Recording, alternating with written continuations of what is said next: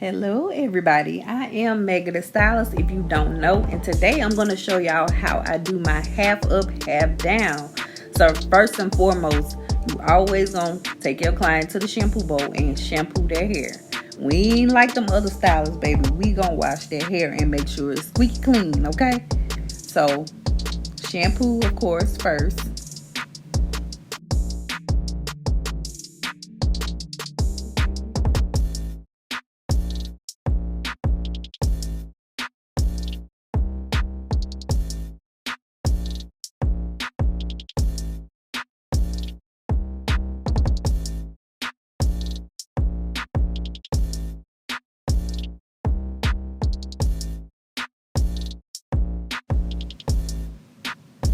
All right, so now after the shampoo and condition and all of that is done, you're gonna first detangle the hair, of course, and then get right into the blow dry.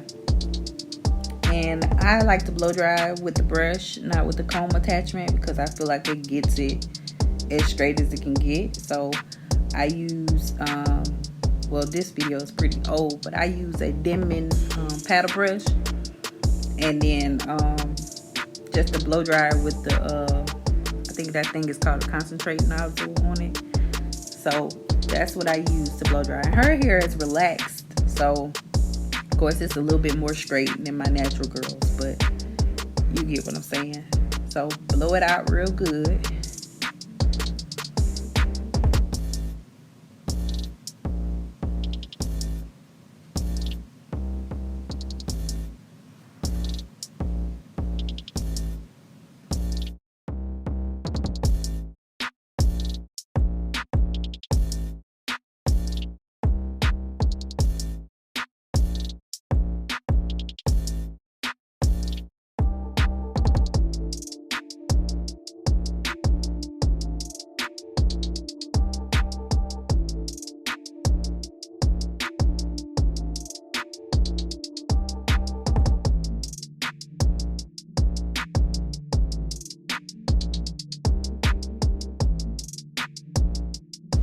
Alright, so now after the blow dry is done, you're going to go ahead and part the hair from ear to ear and then section that off. So that top half will be your ponytail, of course, and then the bottom half will be your quick weave in the back. So right now, I'm just braiding it down and prepping the hair for a quick weave in the back of her head.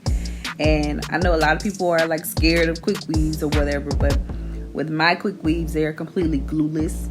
And yes, I say glueless because none of the glue is touching your hair. None of the glue will be on your hair when you take this quick weave out. So that is the reason why I call it a glueless quick weave. Y'all see little Blue right there? He's so cute. She take her puppy everywhere with her, honey. She do not play about Blue. All right, I'll be back in a second after this. Also, the braids don't have to be perfect. They don't have to be as neat as like your sew-in braids, but you want to ensure that they're very flat, so your quick weave won't be lumpy or bumpy in the back. So keep that in mind as well.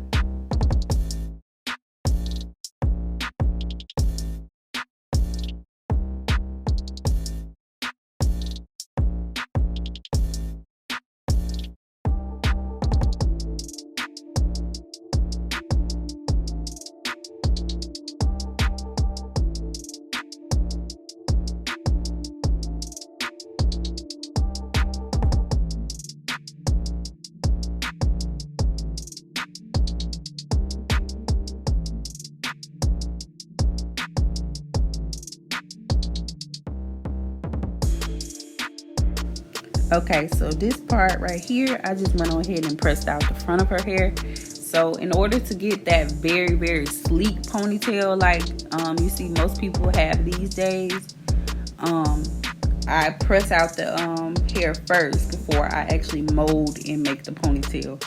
And that's going to give you that very, very sleek look when you are doing your ponytails. So press it out. You don't have to be like super duper straight, but just hit it with the flat iron like one time, as you see I'm doing.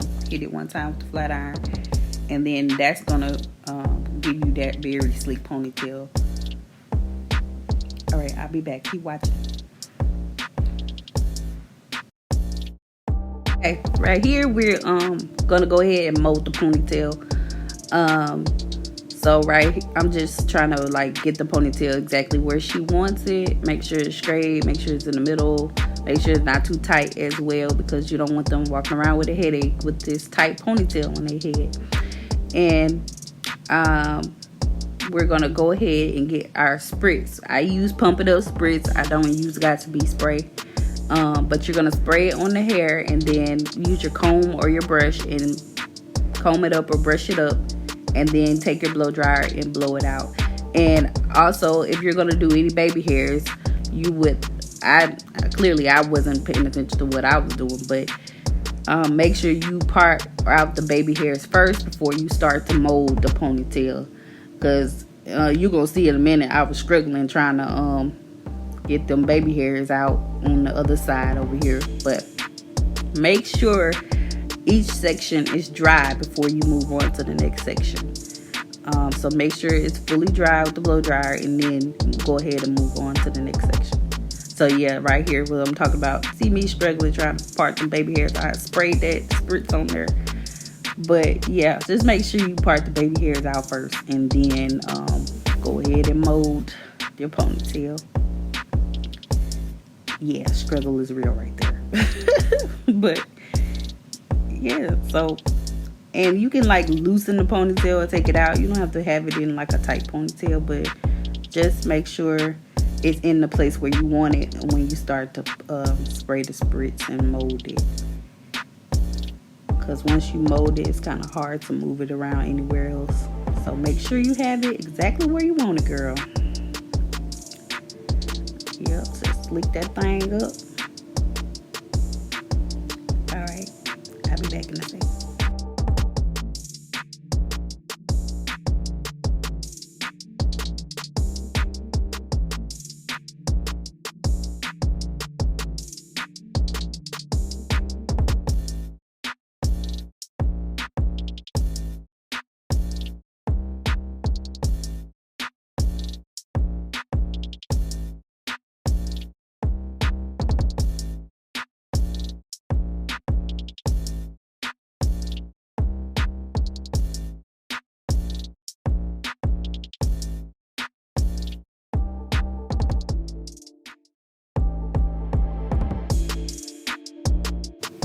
Alrighty, so right here, this is just me molding the back of the caps for the Quickweave, and I got a little secret ingredient that I use for that, so I can't tell y'all it. But once you do your 2 caps, and then you sew around the perimeter and make sure it's completely dry, then that's when you can go ahead and get your glue and start gluing your tracks on.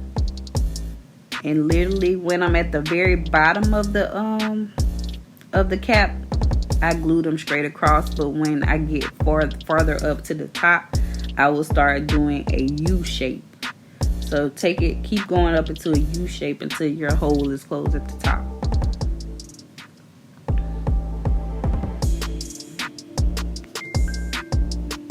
And also, you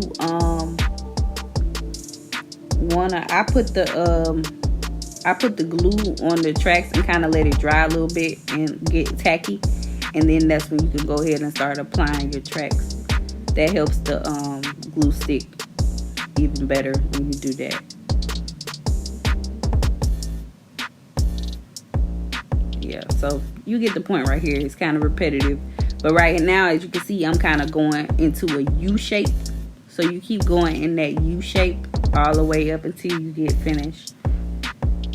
And yeah, that's basically how you do it.